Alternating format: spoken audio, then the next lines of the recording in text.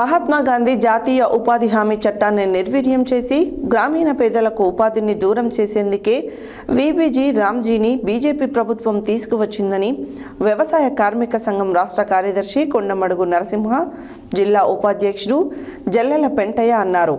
ఇటీవల మోడీ ప్రభుత్వం తీసుకువచ్చిన వీబీజీ రామ్జీని రద్దు చేసి మహాత్మా గాంధీ జాతీయ ఉపాధి హామీ పథకాన్ని కొనసాగించాలని, కనీస వేతనం రోజుకు 600 రూపాయలు ఇవ్వాలని రామన్నపేటలో వ్యవసాయ కార్మిక సంఘం ఆధ్వర్యంలో ధర్నా నిర్వహించారు.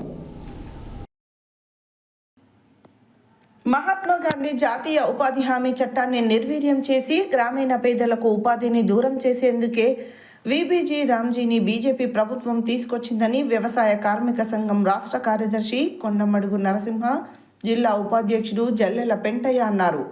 ఇటీవల మోడీ ప్రభుత్వం తీసుకువచ్చిన వీబీజీ రామ్జీని రద్దు చేసి మహాత్మా గాంధీ జాతీయ ఉపాధి హామీ పథకాన్ని కొనసాగించాలని, కనీస వేతనం రోజుకు 600 రూపాయలు ఇవ్వాలని రామన్నపేటలో వ్యవసాయ కార్మిక సంఘం ఆధ్వర్యంలో స్థానిక ఎంపీడీఓ కార్యాలయం ముందు ఉపాధి హామీ కూలీలతో మహాధర్నా నిర్వహించారు.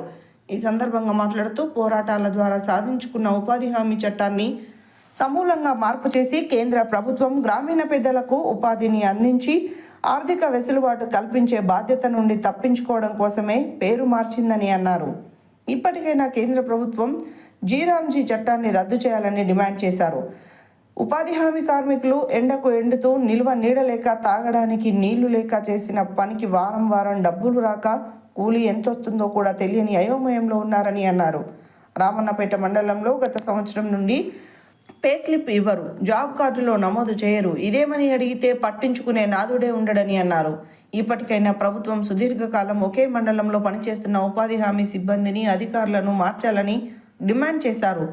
ఈ కార్యక్రమంలో మునిపంపుల దుబ్బాక గ్రామ సర్పంచులు బొడ్డుపల్లి వెంకటేశం, గట్టు నరసింహ, రైతు సంఘం మండల అధ్యక్ష కార్యదర్శులు బోయిని ఆనంద్, గన్నెబోయిన విజయ్ భాస్కర్, సిపిఎం జిల్లా కమిటీ సభ్యులు వనం ఉపేందర్, మండల కార్యదర్శి వర్గ సభ్యులు కూరెళ్ల నరసింహాచారి, కందుల హనుమంతు, జంపాల అండాలు, కల్లూరి నగేష్, మాజీ వైస్ ఎంపీపీ నాగటి ఉపేందర్, మండల కమిటీ సభ్యులు ఆవనగంటి నగేష్, ఎన్డి రషీద్, ప్రజా నాట్య మండలి జిల్లా అధ్యక్షులు గంటెపాక శివకుమార్, వ్యవసాయ కార్మిక సంఘం మరియు ప్రజా సంఘాల నాయకులు ఆవనగంటి స్వామి, గోగు లింగస్వామి, గుండాల ప్రసాద్, పల్లె సత్యం, పుట్టల్ల ఉదయ్, కొమ్ము అంజయ్య తదితరులు పాల్గొన్నారు.